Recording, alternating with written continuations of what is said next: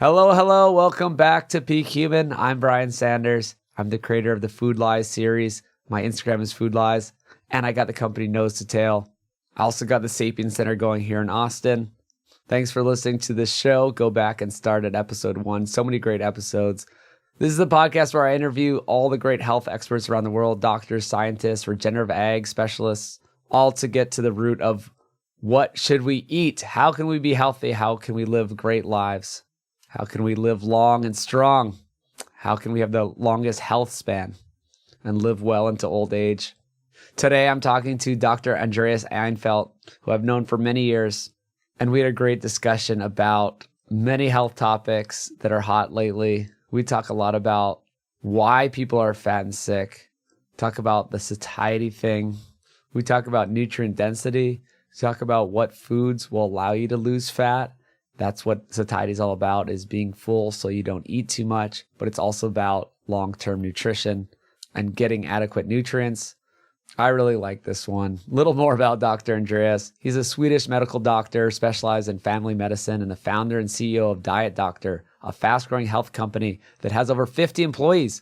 They're actually very big in the health space, an alternative health space, because usually these are just small things or individual doctors that are trying to do these good alternative practices from the mainstream, but they are doing it in a big way. So he graduated from medical school at Uppsala University in 2000 and spent 12 years working as a doctor, treating patients with low-carb, high-fat diets. In 2015, he quit to focus on Diet Doctor, which is completely free from ads, product sales, or industry sponsorship, and is instead funded by an optional membership. Dr. Eenfeldt is also on the board of the Dietary Science Foundation, a nonprofit dedicated to improving scientific knowledge and helping people live healthier lives. He's doing some cool things. He has Dr. Ted Naiman as a team member now. They're doing great things with this satiety concept and going beyond just low carb, high fat, which is great because I think there's much more to it than that, as you all know from listening to me for the past few years. So please enjoy this one with Dr. Andreas Eenfeldt. All right, we're live with Dr. Andreas Eenfeldt. How are you doing? Hey, Brian, I'm great. Thank you for having me. Awesome. So you're over in Sweden? Yeah, in Stockholm. This is our headquarters for Diet Doctor. So, yeah. Very cool. Yeah, we got to hang out in Denver. Sometimes you fly over to the States for conferences and stuff. I've met you a few times over the years, and it's been really cool talking to you over this long period of my health journey. And you've been on your health journey and a bigger mission really to bring health to the world. And you have a big site called dietdoctor.com, super popular. It's turned into maybe one of the biggest things out in our health space. I don't know what our health space is called really, because some people go down different rabbit holes like keto or low carb or paleo or this or that. But I consider food space. Well, thank you. I mean, thanks for saying that. And Diet Doctor is aspirationally, we try to be the most trustworthy source of information and tools and recipes, etc., for low carb and keto approaches. So that's the goal. But now you're getting into something a little more interesting to me, which is satiety stuff. And oh yeah, big time. We've been on the similar path over the years. So there's Marty Kendall, there's Ted Naiman, Dr. Ted Naiman, and you.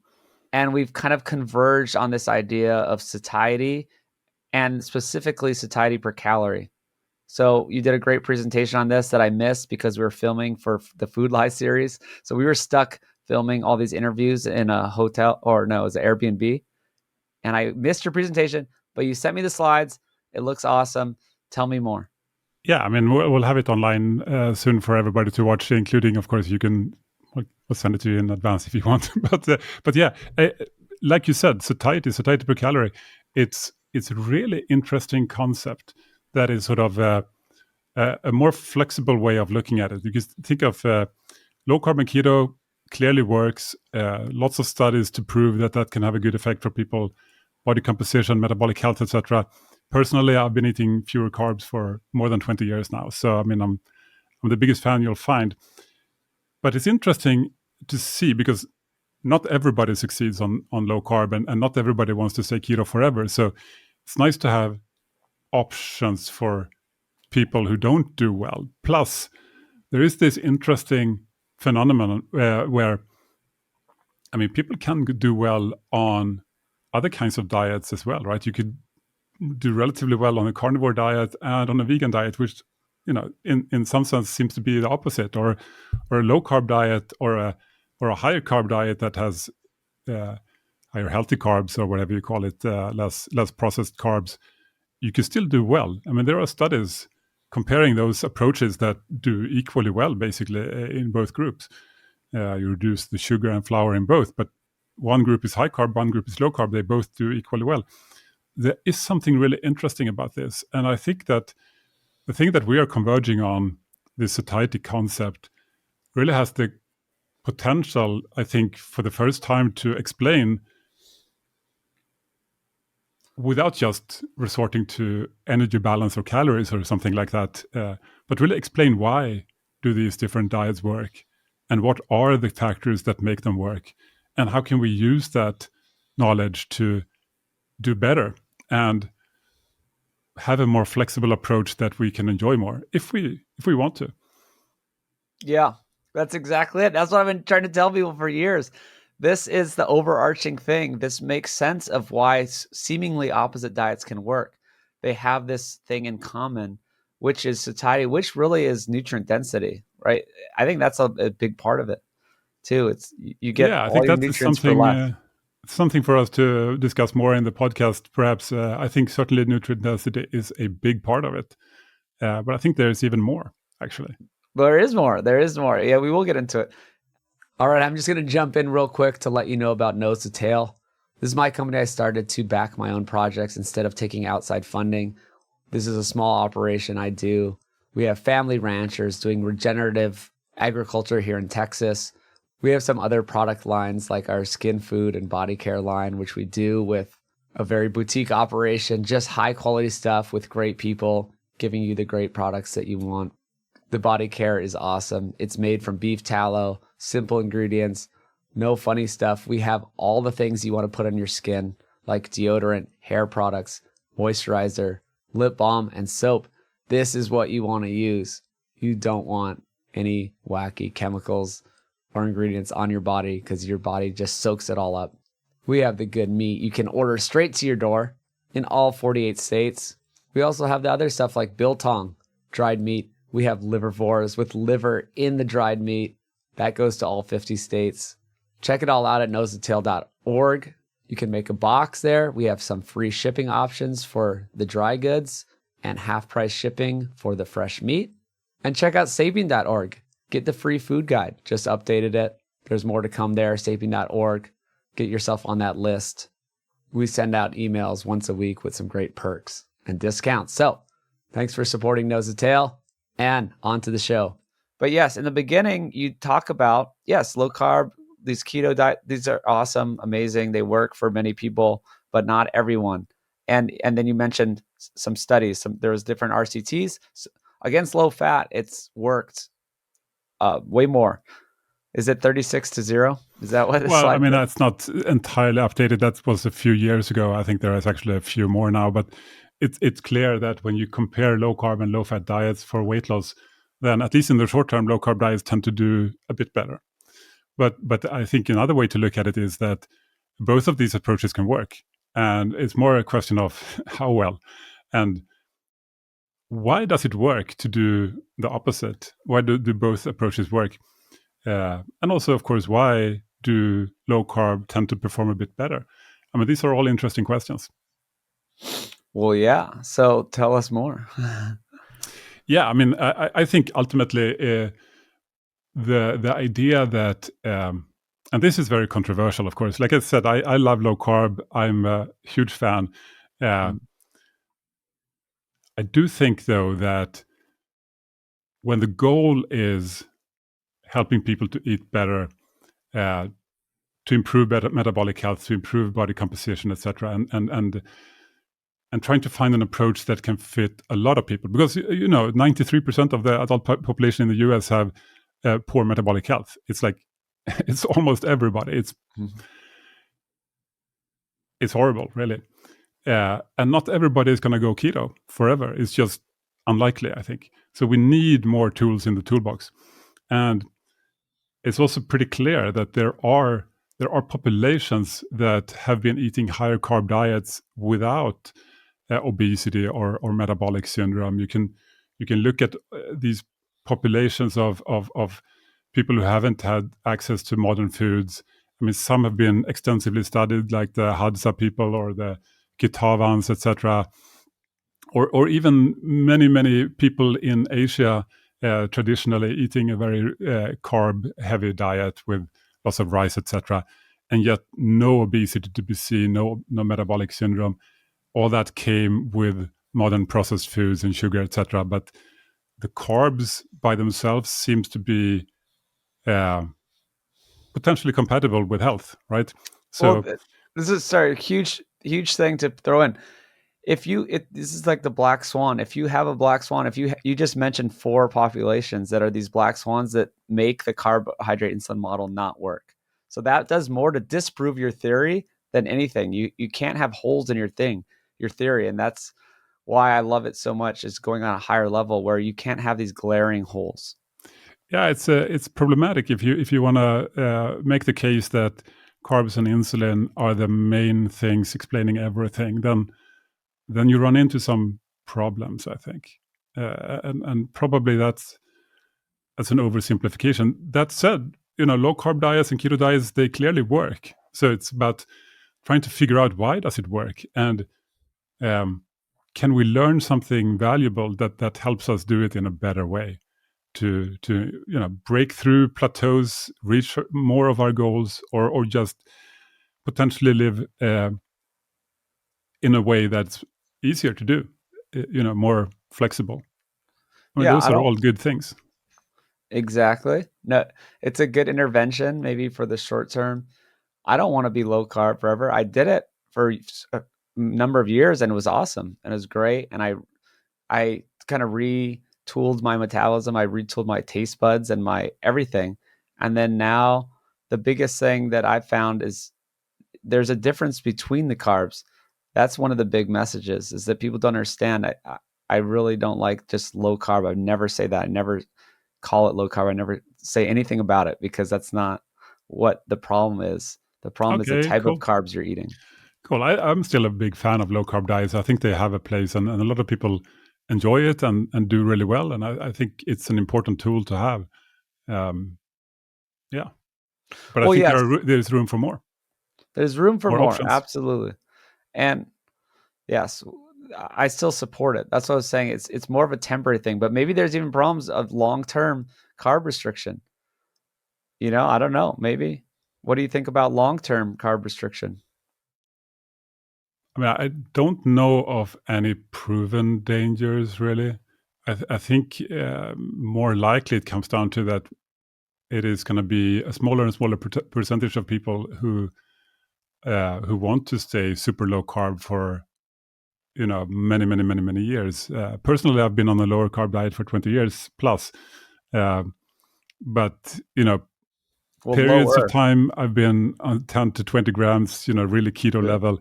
But I'm certainly not down there all the time now. Some days perhaps, but I would argue guess I am averaging about 100 grams of carbs a day, which still makes me quite low carb compared to the average person, right? Maybe a third Yeah. or a quarter, but not cool enough to call myself, show off Uh, high ketones or anything like that. well, that's the point. Yeah. I mean, lower carb, but maybe this is just more appropriate amounts of carbs. And you're eating the appropriate types of whole food carbs, right? We're not eating like refined sugars. Yeah, I mean, I think it depends. I mean, I think some people do really well on keto level, low carb for a long time. Some people with type 2 diabetes can do really well on it. Some people with obesity and other metabolic issues.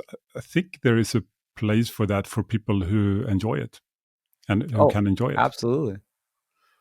Absolutely. Have you seen people run into any problems? Maybe I just have been hearing a lot more in the past couple of years about the people that have gone too low carb for too long and had thyroid problems and cold hands and feet and just these kind of lower metabolism. Just what do you think about that? Have you seen that? I mean, I think that the biggest problem is if you don't eat enough calories in general. Like if you go low carb and low fat at the same time, you don't eat enough. Then certainly um, you could run into issues like that. If you could do it eating just low carb but still a proper amount of calories and fat, I think it's more unclear if that's really um, a concern for a lot of Problem. people. That What? said, if people feel like that, I think it's great to have other options. Like what other options could they do if they're not feeling good on a super strict low carb diet? That's a perfect occasion to try something else that might be effective anyways, right? Well, exactly. I'm just curious about it too because I did fine and it took me a while to adjust to low carb. And yes, I would try to play beach volleyball and I felt tired in the beginning and I had no energy. Of course, there's like that transition. People call it the keto flu, stuff like that. And I was a big supporter of low carb for many years, and I had perfect energy on it. But then I still did. I think I was getting a lower body temperature, and I was eating enough calories. All right. You know, so I don't I mean, know. it's probably not for everybody to. I mean, again, for people who don't feel great on a strict low carb diet, I think it's entirely appropriate to try something slightly different. It may be your metabolic state at the time, and you're talking about type 1, type 2 diabetes. And yes, people might need to do it for a long time, and they can still have great benefits. But maybe it's the people that fix their health and are doing really well and get lean and they're exercising. And these are the people that I'm running into. And now they're in a different state. And now they can eat more carbs and they're eating fruit and they're eating sweet potatoes and they're feeling amazing. Yeah, I mean, I think it's just like you're saying. If you have excess body fat and then you go on a strict low carb diet and now you don't have excess body fat anymore, well, now you are no longer burning. You don't have excess body fat to burn. Now you need to eat that energy instead, right? So you need to increase either the fat or the carbs or a combination of them, right? You need more energy now Yep. when you're down at your lean spot, sort of. That makes sense. Absolutely. That's what's going on. That's why I was saying it's more of a temporary, it can be a temporary intervention in that you get healthy and then you move on. But there's other factors too. Some people say they have problems with food addiction or, once they, Mm. so I mean, I want to address those Yeah, or that's a big acknowledge one. them. Yeah. And I think a strict low carb diet is great for food addiction because it basically, if you want to do it that way, because you basically exclude all, um, almost all really addictive foods are automatically excluded on a strict low carb diet because they're usually combinations of sugar and fat and so on, right? So they're all out. Yeah. So back to the Makes it satiety thing. easy. Well, yeah. So the satiety thing is kind Yeah. of the ultimate solution, I think, because it can include the low carb diets, but it can also include other types of diets. So when did you start thinking about it? How did this all start? I know I mentioned Marty and Ted, and just there's other things, other people involved. Yeah, sure. I mean, I've been listening to Marty and Ted for many, many years, especially Ted. Him and I go back many years. We've been talking at conferences and online, and I've been a big fan of his. So this idea that it may not just be about the carbs, not only, it's also about the protein percentage. I mean, that's something that I've been quite influenced by for maybe, I don't know, 5-6 years back at least. And then his PE diet book, which really put it into an interesting perspective where it's not just about the protein, but also the protein as a percentage of the energy or a ratio of the energy, which basically goes back to this protein leverage theory by some researchers like Simpson and Robin Aber, where they do all kinds of interesting experiments on animals and humans, showing that humans tend to eat and animals tend to eat until we get a certain amount of nutrients, especially protein, and we keep eating until we've had that nutrient dose that we need for the day. And depending on how much energy you get together with that, will determine to some extent how much you eat. And this is really important because in today's food environment, we sort of dumped a lot of excess empty energy into the food supply, lots of oil, a lot of processed carbohydrates, lots of sugar, while really nutritious foods like protein-rich foods, whether it be meats or other sources or eggs or whatever it may be, that's more expensive.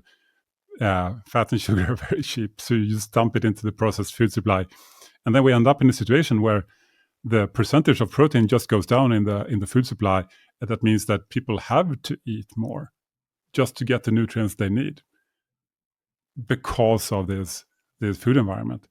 So that's really interesting, a really interesting theory, I think, with pretty good support to say that that's a major factor driving this. And actually, when you look at all these low carb studies that show weight loss on low carb, all of them tend to be higher in protein. Like you remove the carbs, then you have to replace it with something, and you always tend to eat in pretty much all of these studies, at least, you tend to eat more protein. So one of the reasons why low carb tends to work really well in studies could be this, that the protein as a percentage goes up. So that's sort of one of the factors. I've also been, of course, following Marty Kendall for quite a few years, reading his book, etc., and then spending more time talking to these people and more other researchers as well, and just seeing that it's not just about the carbs. It's also not just about the protein. There are multiple factors that influence the satiety we get from foods, and how much a certain food will sort of cause us to overeat or not, right? Basically, in a way, it's like I got into this. I got really hooked on nutrition and health when I read Gary Taubes's Good Calories, Bad Calories. Mm-hmm. I mean, I've been following him even before that, but I had it pre-ordered. So 2007, that's when I really got into this. I read it a couple of times, and just I don't agree with all of it anymore, but it's a really fascinating idea that there are, I mean, like the title said, there are good calories and bad calories, or at least a calorie is not a calorie, right? They have different effects, and different foods cause us to eat different amounts. And satiety is a way to sort of reverse engineer that and say, what are the factors that govern this, and how can we influence them, and how can we measure them, and how can we rate foods? So this is what we're doing now. We're building tools for this, and it's never been done, and I think it should. Yeah, we can talk about the rating system next, but my idea with satiety is weight loss is a battle of hunger, and nobody wants to be fat and sick, yet we've ended up here, right? And Yeah, totally. this is fascinating question that I've been thinking about for 9 years. When my health journey started 9 years ago, full time for 6 years, but I've always just wondered that. I don't know. People ask me why I'm so into it. I'm like, well, I fixed my own health right on this journey, but I'm just interested in these questions of why. Like, why are 93% of Americans not metabolically healthy? Right? It's like no one wants to be. Everyone's trying to. Some people try harder than others. Some people just say screw it and go to McDonald's and drink Mountain Dew. But most people kind of try, right? But it's not working. So why is it not working? Well, we don't have a calorie sensing mechanism in our body. We have a satiety sensing mechanism that tells you if you're full or not. So that's what we should be worried about. And I think over the year, your body can adjust slightly for more calories or less calories in the day. You know, it's not like everyone's precise. It's like, oh man, I got exactly my energy needs and exactly my protein needs every day. But your body can adjust. But over time, if you're eating low satiety foods, which is basically lower protein and nutrients and higher energy, then over time, you're going to lose that battle. And people just gain a pound a year and they just don't know why. And this is why I'm so obsessed with it, because it just makes so much sense. And people can knock it and say, oh, well, there's these problems with satiety. And we did a whole podcast with Ted and this guy, Nick. And you can poke holes in it, but still, generally, this is what's going on. It's this battle this slow, long-term battle of hunger. Is that how you think of the satiety thing, like in a broader sense? Yeah, I mean, I totally agree, and I mean, rightfully we get feedback that helps us improve our approach. I think that's valid and good. I think what tends to be missed in the debate is that while this is innovative and a work in progress, and there is no evidence today that can allow us to make a 100% perfect model, but we can use all the available evidence to make it as good as we can make it today. We can train this model on all the available studies and all the available data and make it as good as we can today. And then tomorrow, we can make it better. I think what gets missed in the debate is that if you compare this approach today to other approaches, it may actually already be the best one. Because while this is flawed, everything else is perhaps everyone even else more has flawed. huge holes in it. The vegan diet has huge holes. Like if you own exactly, yeah. If all you do is focus on avoiding animal protein, well, you might end up eating French fries. It could be or drinking Coca-Cola. You actually could, right? Obviously, most people don't, but that's the level. You can try to poke holes in the satiety approach, and you should, and it's valuable. But you can eat atrocious diets if you're vegan or carnivore. If you only go for very low nutrition, high fat things, it may not be the greatest thing. Same with low carb. If all you're drinking is bulletproof coffees and fat bombs, it may be a complete disaster where you don't even get the nutrition you need. So I mean, these are extreme examples, right? But the point is that if you only focus on one thing, it's really fragile. You may end up really going down some rabbit hole and missing something. What we're trying to do here with satiety is take in multiple factors and factor them all in. And I think it becomes quite a lot more robust. And then we can argue about details like what's more satiating, pizza or a watermelon.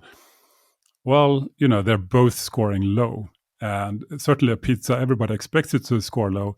What about a watermelon? Should it not score high? Well, maybe not, because what is a watermelon is basically just sugar water with a tiny, tiny amount of fiber. It's basically like drinking sugar water, close to it, right? Mm-hmm. So maybe it shouldn't score so high.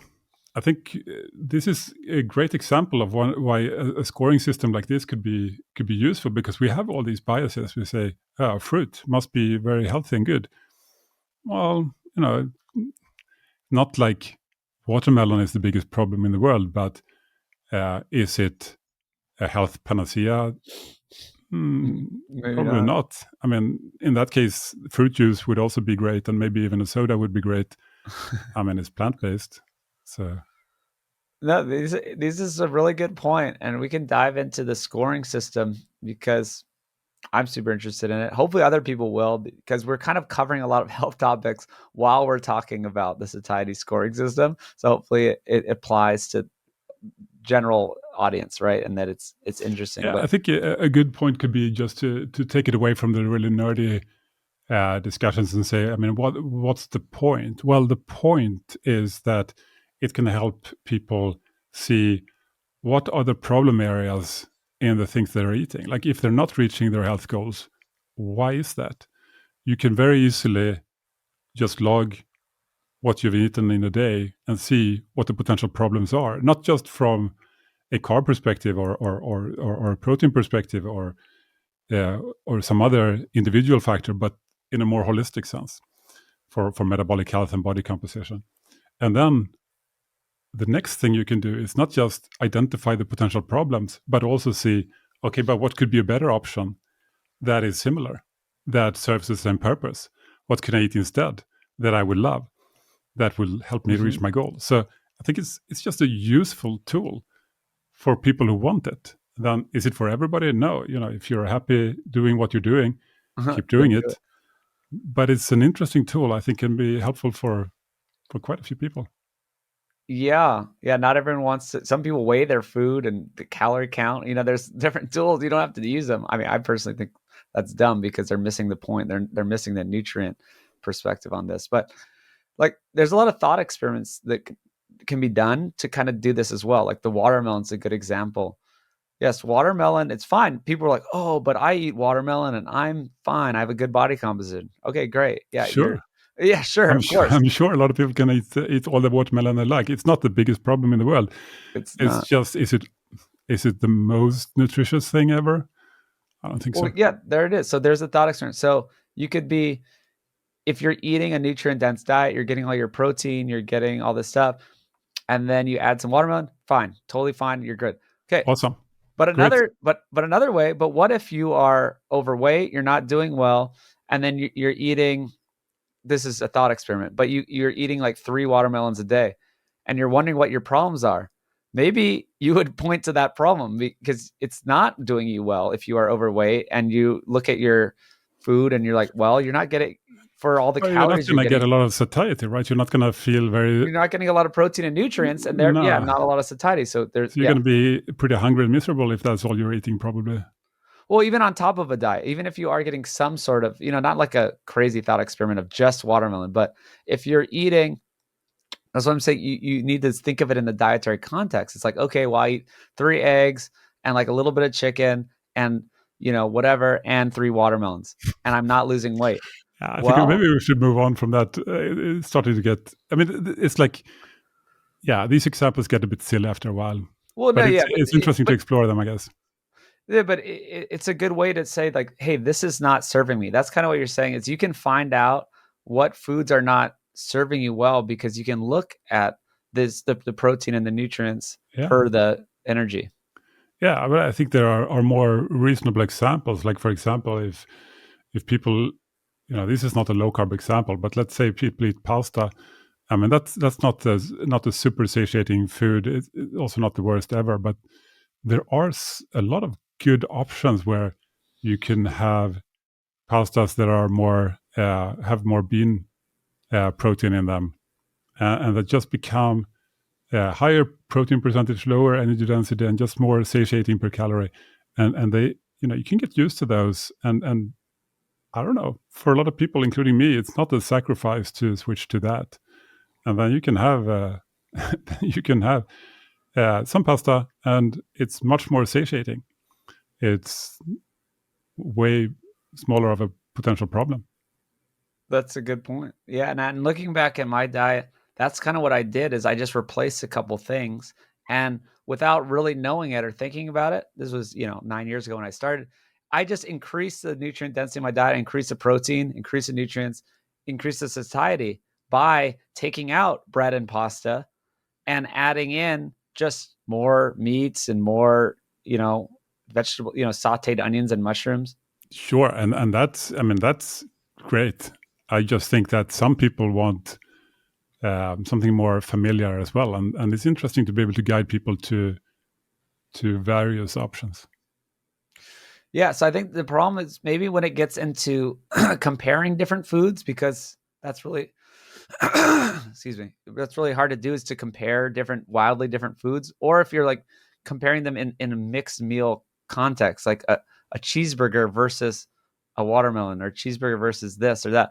It's like there's so many foods going on. It's really hard. Is that where you think it's limited? No, I mean, I think that's a great example of something that is just, it would require like a PhD in nutrition and spreadsheets and calculators if you want to take in all these numbers, etc. But I really feel that, and we're actually working on this now, that it's possible to build really simple tools to do this in seconds instead of, God knows how long. So what factors do you use now for the satiety per calorie tool? Yeah, so we're adding more as we go. We're going to keep adding more as long as it seems highly likely that it improves the ability of this to predict the outcomes, right? We try to rank foods from more satiating to less satiating. And so right now it's protein percentage, which looks at all the macronutrients to calculate. So carbs also factor in, of course, but it's protein as a percentage, and then it's energy density, so how many calories per gram, and then it's fiber per 1,000 calories, and then it's the most exciting one, perhaps, or like the one that I haven't really seen anybody else effectively model in, is this hedonic factor, which we get to some rightful extent, I guess, criticized for. Where's the science to model this exactly? It's about how certain foods are more rewarding and drives more overeating. Think of a donut, fat and sugar together, or ice cream, fat and sugar together. It's just almost addictive. And even when you're full after a great meal, you may still want to have some ice cream if someone puts it in front of you like this. Oh, 100%. Exactly. Yeah. So there's something special about those kind of combinations. And so we're modeling that into the calculator and having that affect the result. And of course, there is no perfect evidence to say exactly how to do this. So we try to do it in a reasonable way based on the available data and available studies. I mean, there is some exciting research demonstrating which kind of combinations tend to drive these hyperpalatability. So it's fat and sugar over certain combinations, certain concentrations. It's also fat and salt together. So, like, for example, say nuts, if they're unsalted, they're tasty, but not particularly attractive, perhaps for many people. But then when they're roasted and salted, then they become truly almost addictive, like you can't stop eating them. And it's interesting because they pass these thresholds in salt and fat together. Same with fat and carbohydrates together, like the salted pretzels or things like that tend to be more addictive in nature. So we try to model it. It doesn't have a super strong influence on our scoring, but it's significant. And I think it's super interesting to be able to factor all this in. So we actually do this now with the latest version of our algorithm. We have these fat and not just fat and sugar combination, but also fat and salt combinations and carb and salt combinations, sodium, and also factor in potassium too, because we mostly want to model this into ultra processed foods that are sort of abnormally addictive, and not sort of seafood or something that may be high sodium in a natural way, but probably not hyperpalatable in that way. But we can differentiate those with the potassium level. So okay, that's very nerdy, but I find it fascinating. No, I love that detail that you go into, because people are wondering, oh, well, did you guys just make this up? And you're saying, no, we didn't make it up. This is based on studies. This is based on these principles, and you can actually quantify things. So I like it's based on the available studies and the available and the experts on these topics, right? We go through what they have written and what they have found in their studies, and then we try to model it based on that. We also run this by, some really impressive names, really, to get some feedback. Some of the top experts, I would argue, in the world, including on protein leverage and nutrition science, and some major thought leaders, to get feedback. And I think the reception has generally been very positive, that as long as we don't say that this is exactly the truth and is proven and is perfect, as long as we say, hey, this is a work in progress and we keep improving it, and this is based on our best understanding of the existing data and studies today, then I think everybody feels it's quite fair. Like, this is a really interesting direction that nobody else has done, and it's probably going to work. And we see that also in pilot trials internally. We have people using this approach who feel that they can break weight loss plateaus, that they can be less hungry than they used to be. Maybe they got stuck on low carb and couldn't get past the plateau. They can break through, or they can actually incorporate some higher satiety, higher carb foods to have more flexibility in their life and still get the results that they're hoping for. So very positive early feedback from people using this. Yeah. The people I know that kind of know what it is, the very few people I know, have very positive feedback as well. Because, good example, low carb. if you're just doing low carb and adding butter to everything, and then a lot of people lose a lot of weight initially because they're cutting out a lot of stuff and it's great and they do well, right? And then they hit this plateau and they don't know what's going on. And they're like, hey, I'm doing it right. All this stuff. I'm not eating any carbs. And then we're saying, hey, you're dumping butter on everything, or you're eating tons of cheese, or eating tons of nuts, or there's these things. It's like mathematically, we need to correct your diet in a way, which is increase the protein percentage, and decrease some of this extra energy. It's like, of course, if you're eating extra energy from fat, that you're going to store some of that fat if you're not burning it off, right? It's like there is something to this calorie equation, right? There's just a lot more than what some people think. Yeah, I mean, I would argue it's about the quality of the calories and not about counting and restricting them per se. I mean, it's just more effective to improve the quality, the satiating quality of them, and then you can eat mindfully and just eat when you're hungry and not when not. One really interesting thing, and you may want to throw up one of these slides from my talk, but you mentioned this sort of potential problem with low carb, where people may get stuck because initially do very well and then get stuck, potentially because they eat some low carb foods that tend to be not so satiating. And what's been said, I mean, I've been in this area for 15 plus years now, following it, and it's fascinating that all these thought leaders and experts have always been saying that if you get stuck on low carb, try to eat less nuts, eat less dairy, and often people tend to do quite well with that advice. Fascinating, because these are low carb foods, right? Mm-hmm. It's very unclear. I don't think there's ever been a good, at least to my knowledge, a good explanation why is this. But when you look at it from a satiety per calorie perspective, it just makes perfect sense that these are exactly the lowest satiety low carb foods, right? Butter, cream, nuts, Cheese, that, yeah. yeah, to some extent cheese, but mostly butter and cream perhaps, and also like processed meats.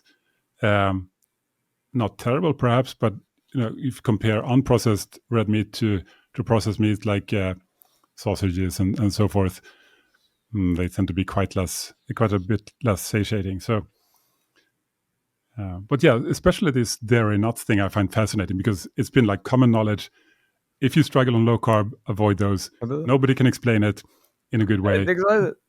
But here it's like, yeah, slam dunk. It's exactly those foods that are the lowest satiety out of all common low carb foods. If you eat, unprocessed meat, fish, eggs, vegetables, fantastic, totally amazing satiety. We all know that works really well.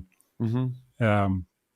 But if you put 1 million tons of butter on everything and eat nuts every evening, well, that might be an issue.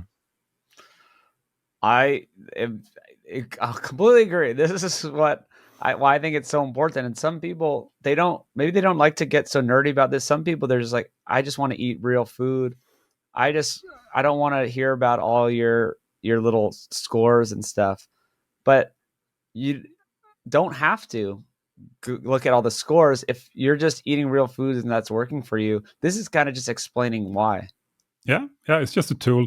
And if people are struggling and they want to know more why that may be, then they can spend a few minutes looking into what exactly they're eating and what kind of effect it may have from this perspective. It could be just a few minutes, and that might be all it takes to get some valuable insights that could change your outcomes. I think it can be, yeah, because you could spend 5 minutes with someone who maybe knows a lot about nutrition and food and explain to them, okay, well, what foods are you struggling with, or why do you think you're not as good a shape as you want to be? And you can learn a lot from this concept and make changes and be like, oh yeah, this is what I'm doing, and I could just do this one switch, and you have great results. Exactly. That's why I love this concept of like the quality of calories, whether it be satiety per calorie or some other approach. Because if you count your calories, you have to count them every day, all day, every day for the rest of your life. That's miserable. But if you take this approach, it's exactly like you said. You can get insights that allow you to make a switch. instead of this food, now you choose this food. You still love it. It's great. But you just make that choice every time. And it doesn't require thinking. It doesn't require counting. It doesn't require time or Willpower. effort or Yeah, it doesn't require willpower. that willpower. Yeah. It's just to make this one change in your thinking, and now you can just keep doing it forever and reap the benefits forever. So true. So we were talking in Denver that Stefan Guyenet mentioned this satiety per calorie concept like years ago. I didn't know that. Yeah, the Hungry Brain book. Yeah, I think it's 2017, if I'm not mistaken. So he's actually talking about that towards the end of the book. And I've been talking to Stefan a few times about this. I don't think it's any secret that he's a fan of the concept still, and thinks it's a promising way to think about it. Stefan is a smart guy. I know, super smart guy. I am gonna have to interview him again. I interviewed him a while ago, and I don't think we ever covered the satiety per calorie. I don't know if how much. That's cool. 6 years ago, right? I guess you wrote it like 7 years ago. Yeah, maybe it was just I just haven't heard anyone else talk about it. I thought that I came up with it because 4 years ago I was just I was talking to Ted about it because Ted, he kind of said that he never thought of it that way. I remember pitching it to him. He's like, oh yeah, it's like all these concepts that he's been playing around with. He taught me more than anything. I just learned from him. But that concept of like, oh yeah, that's the way to think of it. That's interesting. We'll have to dig into who was first. Yeah, well, he did. He in one of my podcasts with him, he did credit me with he said wow, there's a little clip of it saying that, but it doesn't matter because I learned way more from him. And I mean, lots of people have contributed. Basically, this satiety per calorie concept, the way I think of it at least, is it's kind of an anti-fragile way of looking at it. I don't know if you've read that book by Nassim Taleb. It's pretty cool. Like you think of things that are fragile, like glass, it breaks easily, right? Or you can think of something that's robust, like a rock or something. It doesn't break easily. But what's the opposite of fragile? It's not solid. It's anti-fragile. It's things that not only do they not break by being challenged, but they actually get stronger. You can think of like you go to the gym. Okay, now you do exercise, and now your muscles are slightly damaged, and you're slightly weaker when you walk out. But the next day or 2 days later, now you're stronger than when you started because you regrow in a stronger way. So in a way, your muscles are anti-fragile, and that's a long-winded story. But I think the satiety per calorie is an anti-fragile approach in the sense that if people point out flaws or point out a study that's inconsistent with the results here, we can just incorporate it into our model and say, okay, yeah, clearly this is a very, very well-controlled study and it's consistent with available data, but not with the results of our approach. Okay, so we need to tweak our approach to fit reality, right? Now it's better. And now it's better able to predict outcomes for people and more helpful. So it's anti-fragile. Any study that comes along to say, this isn't right, this is not the way it works, we can just take that insight and knowledge and tweak and update the algorithm, the model, and make it better. So I find that fascinating. Like it can just keep improving. While low carb or vegan or plant-based, it tends to stay relatively similar. It's like low carb today is not so very, very different from Dr. Atkins' book from the 70s, right? It's kind of the same idea. But this can actually improve every year, every month even. Yeah, well, I think so. Because some people would say that we're just bending it to fit our thought, but I think that this has the least holes in it, where everyone else's ideas of low carb or low fat or vegan or this, it has holes in it. Satiety per calorie has the least holes in it, and I haven't seen anything that pokes a big hole in it. So you're saying, like maybe if like it would be. I mean, there are things, and we have updated it already many, many times, right? I don't know how many updates we've done, 100. But I think there will be more things that come up that doesn't fit the model, and we can improve based on that.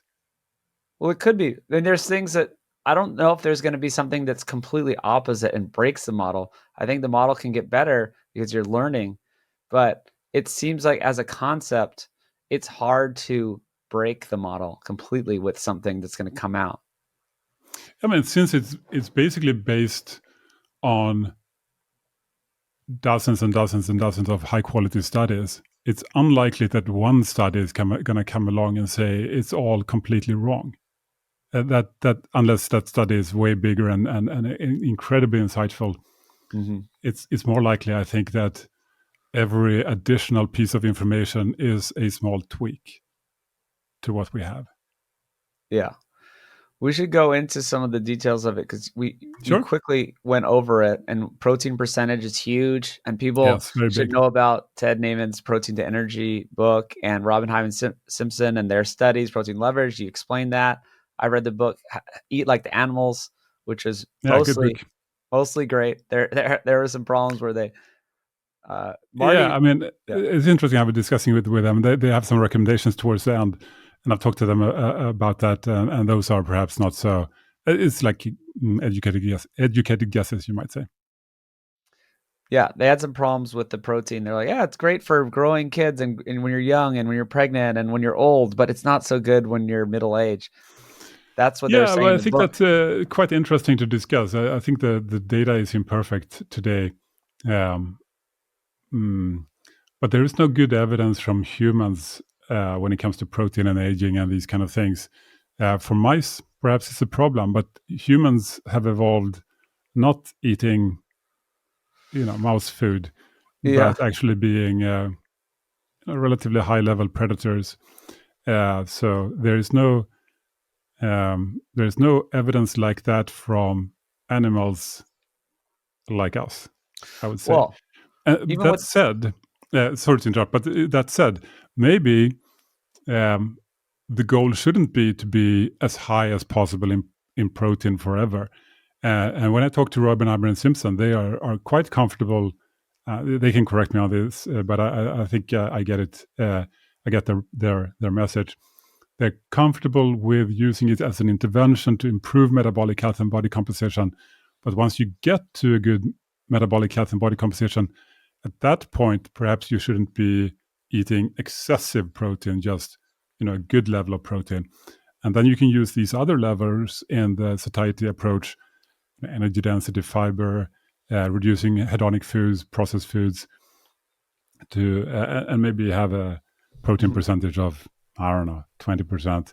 Maybe you don't need to be 50 or 40. Like, that's pretty extreme if you're already at a good place, right? Yes, absolutely. That makes sense. It just sounded like they had a little bit of this mainstream, eat the rainbow, lower your red meat intake kind of idea when I read the book. And that's just what I think that was their bias, is they had this just mainstream health view that I don't agree with. And also Marty Kendall did a long breakdown of the problem with their mice studies. So you mentioned maybe there is a problem. Well, with Marty's data, when they took out all these mice that died from the lowest protein diet. When you maybe they died of protein malnutrition, right? They didn't have enough protein and they died. So why are you taking them out? So Marty wrote this long breakdown. I did a podcast with him years ago. You put those data back in, there actually was no problem in the mice data for higher protein diets. Yeah, I mean, I guess we're going to keep debating this, because we're not going to have high quality human data on protein interventions and longevity for the next 100 years or so. It's not going to work. But no, I agree with you. Yeah. Once you get down to your body composition. We might never know for sure. Yeah. Well, once you get down to your correct body composition, you don't need to go insane with the protein. Yeah. I think I like their approach. It's kind of taking a bit of a cautious approach. Maybe very, very high protein diets should be seen as a medical intervention. You're doing it to improve your body composition and health and for specific purposes. But once you have achieved those, then it's no longer ideal perhaps to go super, super, super high protein for life. Yeah. Maybe you should be more reasonable on that. Yes, and what we're talking about reasonable is a good, amount of protein that is, I would think is reasonable. Is definitely not what they're talking about. That when they're talking about super high protein diets, I don't do super high protein diets. Like, yeah, But it's interesting to look at it from an evolutionary perspective. Like, what did our ancestors eat? And of course, they eat all kinds of things, and there is no perfect data. So again, we won't know for sure. But it seems possible that for a long period of time, humans may have been eating, roughly around 30% protein or so. So I don't think that's entirely bad to keep close to that, or at least, I just say almost. don't do 12% protein like the average American does. Yeah, exactly. absolutely. That's clearly too low. Yes, exactly. If 20, 30, that's all good to me. So Exactly. what about energy density? Because not a lot of people really know what that means. Yeah, I mean, it's an interesting concept because there are lots and lots of studies showing that people tend to eat more during a day if the energy density is high, meaning there's a lot of calories in the weight. So it's pretty interesting when you look at studies like Kevin Hall's ultra processed food diet. You can see one meal that is ultra processed and one that is unprocessed, and the unprocessed meal is just much bigger. Like just takes up much more space. Like these processed foods tend to be high in added oils and sugar and processed. Water is gone and it's all very solid and concentrated fat and carbs, right? So lots of studies showing that when you increase the energy density of foods, then you tend to eat more. And I think that is probably a major factor that should be factored in. It does tend to drive us towards less processed foods and more real whole foods. And that should be a good thing. I think it makes perfect sense. Yeah, there's Ted always says it's you eat 3 to 4 pounds of food, right? So if you're eating these super dense, if you're eating oil and sugar on everything, then you're just going to get a lot more these are bad calories, right? Quality of calories. You're eating these poor quality excess calories. You're just not gonna, and you still want to eat, your body still wants to eat this certain volume of food, then mathematically you're screwed with the processed foods. Yeah, long term, you're probably screwed because even if you try to count your calories and restrict, your brain is going to drive you to want to eat more forever. Like you will always be fighting that. Exactly. That's why you can't rely on this endless willpower. And it kind of ties into the fiber part too, because a lot of people in the low carb world, carnivore world, they're so over the fiber thing. They're like, we don't need it, blah, blah, blah. And I'm like, yeah, you don't need it. But there is a benefit if you want to have this volume of food for satiety, for the slower absorption of the sugar. So explain that part of it. Yeah, I mean, I think it's both groups of people are right, I think. Like if you're on a carnivore diet, it's pretty satiating anyway. It's hard to fail. Oh, you can, I guess, but it's generally speaking, it's hard to fail to improve your body composition and metabolic health on a carnivore diet. It's almost foolproof, even though it doesn't have fiber for obvious reasons. So I don't think you need it, actually.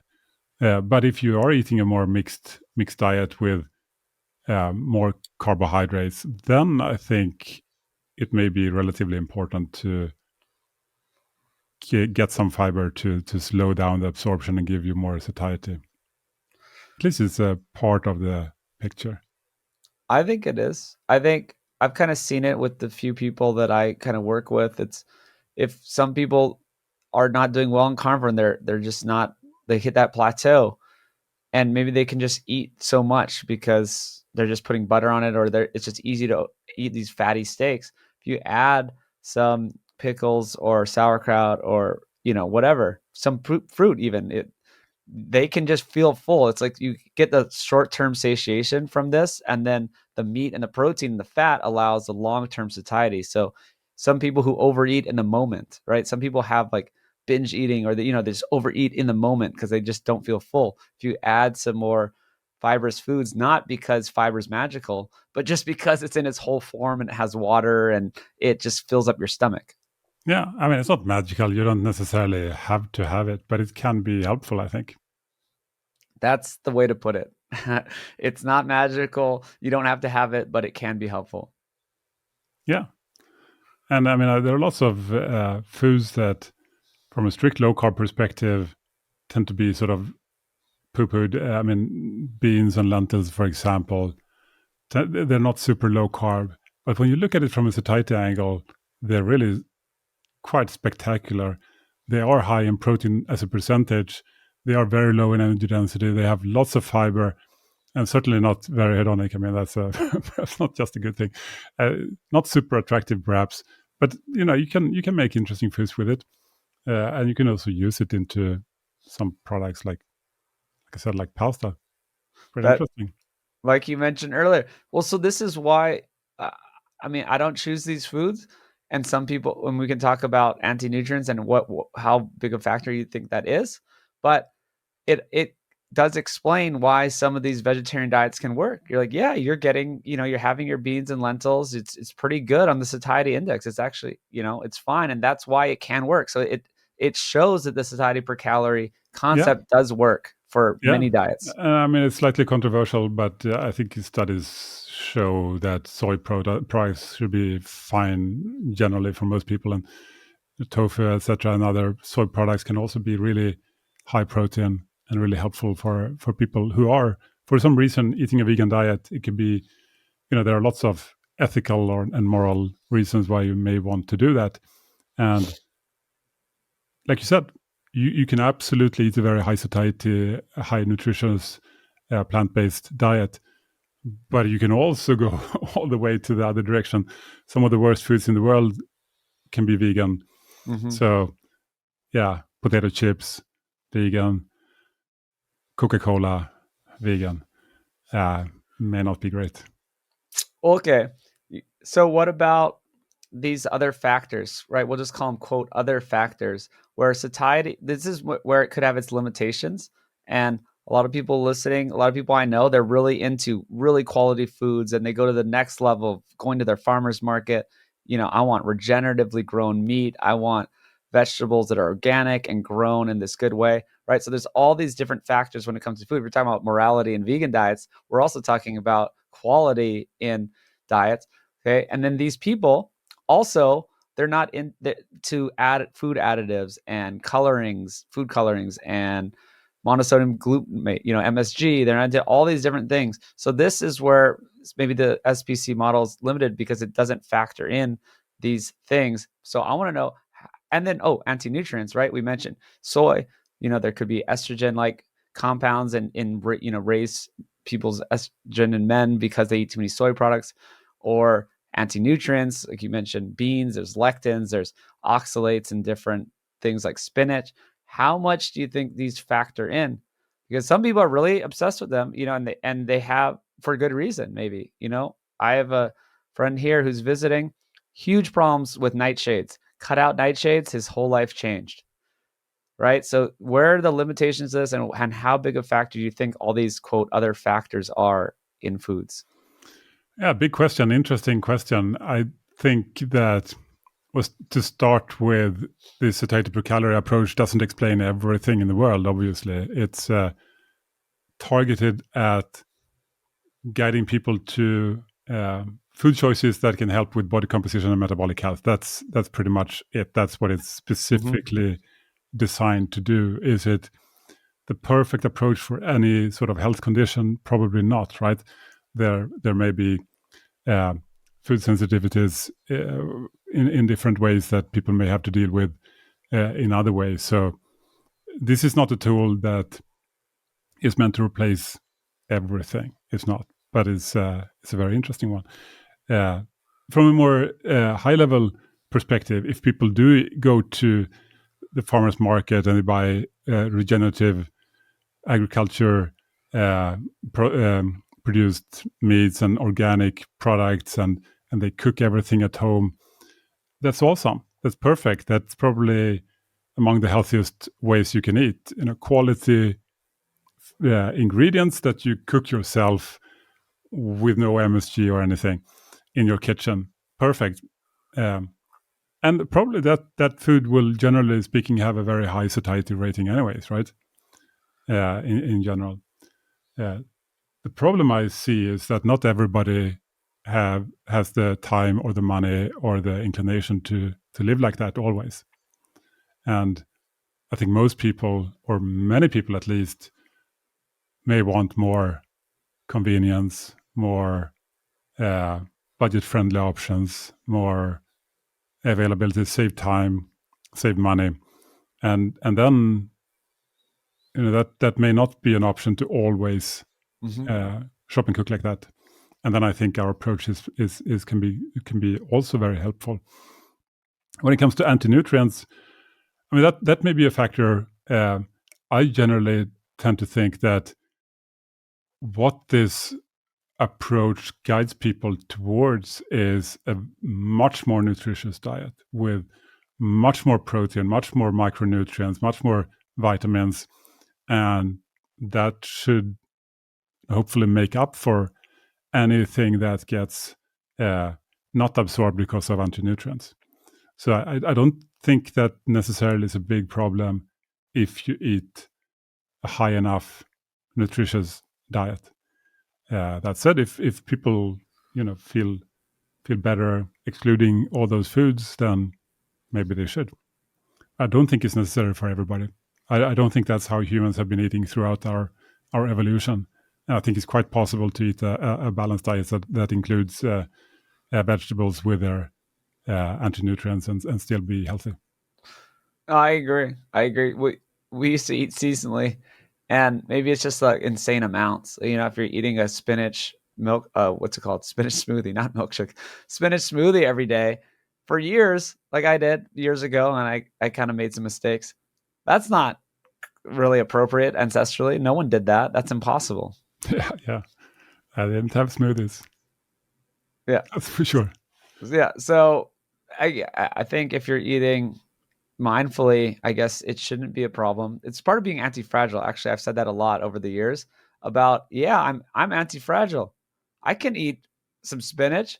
Some guys out there, they're just, Saladino, great guy, but he's out there making videos scaring everyone. This is crazy. You can't eat this. You can't eat that. I'm like, I eat that. I can eat that once in a while, and I'm anti-fragile and I'm fine. Yeah, I you think don't there's want to a little bit too much scaremongering going on the interwebs. Yeah. Yeah. No, I mean, I'm telling, I don't want to talk bad about him. He's a good guy. It's good content. He's getting a lot of followers, but it's too much scaremongering. Yeah. I think at least if we want to reach more people, if we talk about 93% of the adult population having metabolic health issues, then, and if we want to make a real dent there, really help build something that is helpful for a large number of people, then it has to be a bit more simple, I think, a bit more convenient, and a bit more consistent with a more normal average life, at least somewhat. Yeah, more inclusive of more foods. But to go on the other side, I mean, because I said I don't eat those things. I don't eat beans and lentils. These lectins, and there's all these people have a lot of gut problems. And what do you think about that? Like, I don't think everyone's preparing these properly and doing, the pressure cooked beans and trying to get rid of all these things. There's a lot of problems too in the environment. Our guts are intact. There's a lot of people just taking all kinds of medications, and throughout their life, they are not set up for success with their gut health. Yeah, I think that's a very interesting topic, which is not sort of my expertise.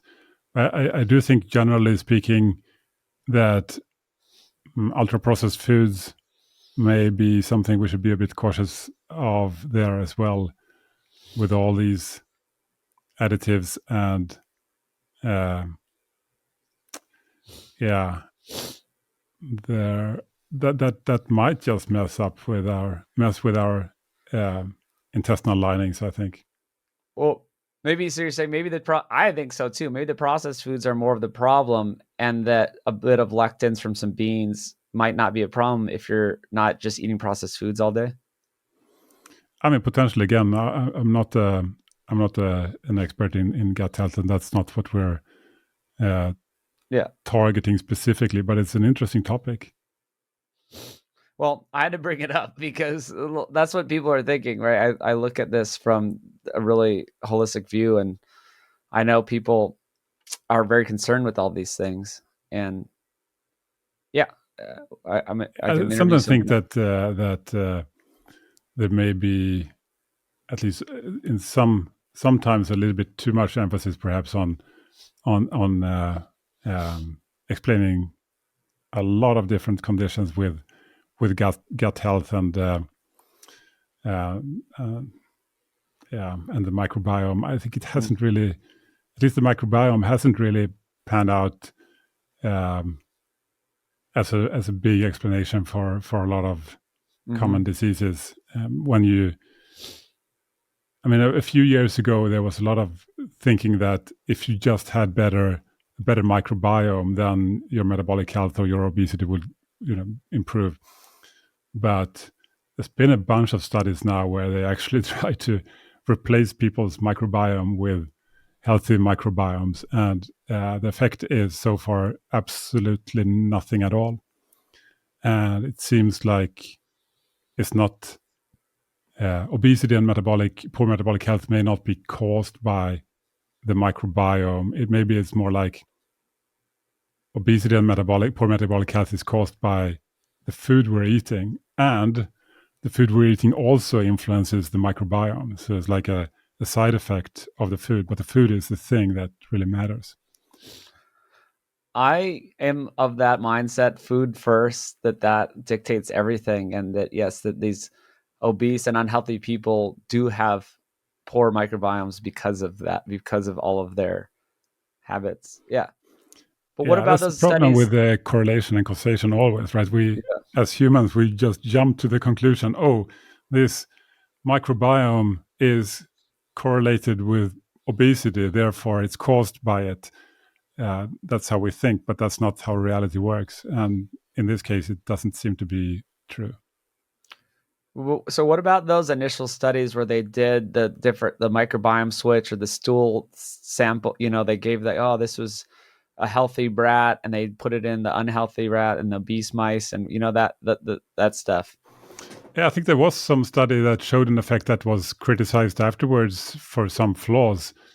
My understanding is there's been 6 or 7 studies in humans now, and none of them have shown any effect whatsoever. So it doesn't seem to work. It would be nice if it worked. It sounded cool. I remember when Yeah, all it's a that cool stuff came idea. out years ago. Yeah, it's like, oh, you could just like get the stool sample from Yeah. the healthy guy and like give yourself an enema and you're fixed. Yeah, or even like you take some supplement with these good bacteria, and now you're going to lose weight. Uh, that doesn't seem to work. It would be nice. It Would would have been be great. nice. Yeah, why not? I mean, it's great that it got tested, of course. Yeah. But it's good to know that it doesn't seem to be the most important thing, if even a thing at all. Yeah. So what else? So I guess we didn't really want to talk about the specific podcast that happened. There was, Well, we can talk about things we there can talk. if you want. Now we're if people are Yeah, still no, around listening, they are clearly very interested. So now we can get into the real weeds. absolutely. If you want to get in the nutrition nerds who are still around, we'll get into the weeds. Nick Norwitz and Ted Naiman did a little friendly debate. And yeah, it'd be great to have a little download on that because Ted's a super nice guy, and he was kind of just being agreeable and cool, and maybe he didn't like push back enough. And I don't know. Nick was like very into this, and he emailed me a million times, and he's just all about it, and was like pretty aggressive about some things. But what did you think? Well, Nick is clearly a very, very smart guy, Oxford and Harvard educated, MD to be, and Yeah, I mean, he knows a lot of stuff. He seems to have not taken a liking to this, though. To put it like that. He doesn't. He tweets against you. It seems quite a bit. Twitter is exciting. I think that when you create something new, whether it is correct or wrong, or in any way, if you create something new, then critics are gonna criticize it. It's just the way it is always, and rightfully so. And I think it's good to get quality feedback. I think that Ted is a fantastic guy, super smart and knowledgeable about this. And what I love about Ted is he's so humble. He's got such a great scientific mindset, very, very open with things that are unproven or uncertain, or he's always trying to be extremely humble about it. And I think in a debate that may come across as a little bit unsure, perhaps, but he really knows what he's talking about. So what I would say is that this critique that about the evidence behind this satiety model, what we do is we model this on the best available studies and data that exist. Are there studies available to say exactly how to rank a certain food versus another? No. That perfect 100% knowledge doesn't exist yet. But what we can do is train our algorithm on all the available data and make it the best it can be. And arguably, there may not be anything better in the world today, like we talked about earlier in the podcast. Like if you compare it to these other approaches that just factor in one factor or two, then this may already be far superior.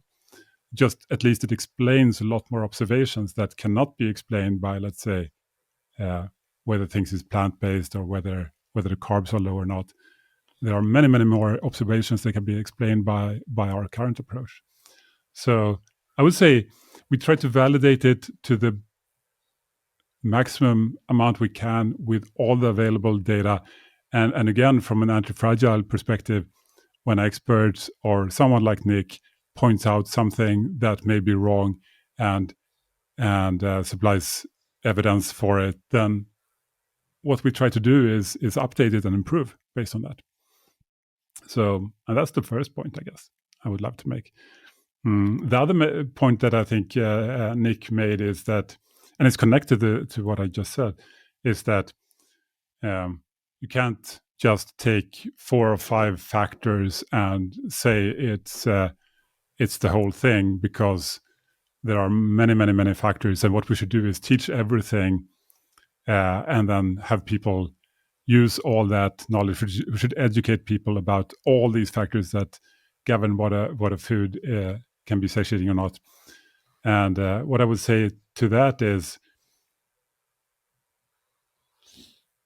I don't think that can work, right? Not everybody is a PhD with an obsession about nutrition science, and not everybody wants to spend their days reading through nutrition panels and Googling ingredients. Some people may need something that is a bit simpler than that. And again, if you have all these factors that we factor in, it's actually probably much stronger than just looking at one or two. Just looking at, I mean, for example, there was this example on Twitter the other day with a Kind bar, I think it was, that was like 100% natural, no added sugar, plant-based, yada yada. Everything sounds great. But then it's made of almonds and dates, and if you look at it, it's basically all sugar and fat in a concentrated form, and it scores very low in our satiety calculator, 15 out of 100. But if you look at it, it's like, oh, this is so natural, so healthy, perfect. And well, if you're out trekking and you need the energy, maybe that is perfect. But if you're trying to lose excess body fat or improve your metabolic health, then more fat and sugar in a concentrated form is not what you need, right? And it's an example where it can be helpful, I think. Yeah. And That's a those great. are, I guess, the main points. And the third one I would, and final one I would love to address is this idea that this could somehow be harmful to people. That is something that is experimental and it shouldn't be used until we know that it's safe. That I think we take extremely seriously. Like causing harm is the absolute last thing we would ever want. I would argue that it is hard to see how that could be the case, because what this approach guides people towards is more nutritious foods, more nutrient dense foods. How can that be dangerous in today's world? I don't think it is. Or less energy dense foods, which usually means less processed foods, which is also hard to think how would that cause harm. Or more fiber. We can argue, maybe some people will get more gas or something from it, possibly. But is it really dangerous to recommend more fiber? I think, generally speaking, people already recommend that left, right, and center. So it's hard to think why that would be dangerous. And finally, less hyperpalatable foods, less sugar and fat combinations, etc. Less, how would that be dangerous to guide people away from? It is hard for me to see why any of this could be dangerous, really. I don't know what you think. Well, yeah, some people said it wasn't a fair debate because I was on Ted's side, and I didn't say it was a fair debate, and I am on Ted's side. So yes, I'm on your side. Absolutely. We're in our little our Avengers of Satiety per Calorie Club here with Marty and Ted and Dr. E. Yeah, I'm all about it. I 100% agree with you, but I also appreciate Nick, and I think he's a Yeah. great guy, and I think he might help me with some papers I might write, and I think Nick's it's a good very to. smart guy, and I appreciate his feedback, even if sometimes I would love for it to. I would love for him to be a little bit more uh, open to this idea, perhaps. But I do really value his feedback, and I think he has helped us make the product and approach better already. And I hope he will keep doing that. Yeah, maybe you could approach it better online. It's kind of abrasive on Twitter. I can tell. I'm not on Twitter much, but I just see some of these tweets. Twitter is an interesting place. Yeah.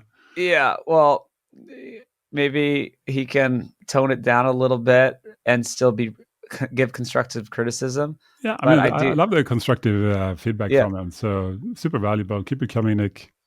Well, that's good. You got to be anti-fragile with life in general. Exactly. With the theory, with the model. Be anti-fragile. Be open to feedback on it. And what I was going to say is my takeaway is Nick is in this theoretical world. He's got a PhD. He's doing his MD. He's deep in the literature. He's really into. He doesn't see patients. And Ted is the opposite. Well, he's really deep in the literature as well. Ted is amazing with the literature, but he sees over 100,000 patients. And I just side with that, where he has a practical knowledge. He sees it. He's convinced me of many things that I used to believe. And I talked to Ted, we sit down whenever we're in person, talk for hours about this. We could talk for days about it. It's so fascinating to me to nerd out about this stuff. But he's telling me, hey, I see all kinds of people, all kinds of patients. He gets interesting patients too. He gets the carnivore patients. He gets vegan patients. He gets all kinds of people. And he's like, this is what I see. And this is consistent. And this satiety stuff actually pans out. And they can do well on this type of diet, completely different type of diet. They can do well, and like he's just changed my mind a lot about things because of how many people he's seen. And that's, I think, matters more than some theoretical study or even a good study that's an RCT. Yeah, I mean, I agree. I think both perspectives are very valuable. Of course, having the PhD and the scientific perspective, as Ted also reads a ton of science, obviously. Yeah, but that's a good angle. But the other angle that's also good is like, what is actually working for people in real life? What kind of advice? How can we make it simple? Because not everybody is a nutrition PhD or interested in becoming one. Most people just want, like you said earlier, they just want to know how to live in a good way that they can enjoy and have health and happiness. That's much more interesting than diving deep into all the data, I think. So while I agree with Nick and other people that, of course, we should educate people, right? To the extent that people want to be educated, to the extent that people are interested, let's teach them as much as possible. But let's also build simple tools. It's not an either or. You can use both. You can use, for example, this Satiety approach to not just see what the overall score is, but what the components of it is. And you can learn things perhaps faster. I mean, that's my hope with the tools we're building, is that things that for many of us maybe took years and years and years to learn and develop skills to eat better and reach our goals, maybe we can help people in weeks to do the same thing, or at least months, but acquire the skills perhaps in as little as weeks, or even sometimes minutes. Some of it would be really interesting. Yeah. Well, really looking forward to that. I agree. So to educate people to the extent to which they get educated is huge. I can tell people one sentence and I can give them all this information on what to eat. I can say animal foods are healthy, whole foods are great on the side, processed foods are bad, limit processed foods. You can just tell people that. And that's actually kind of opposite to the dietary guidelines, because they're trying to push all these processed foods like breads and pastas, and they're trying to tell you to limit animal foods.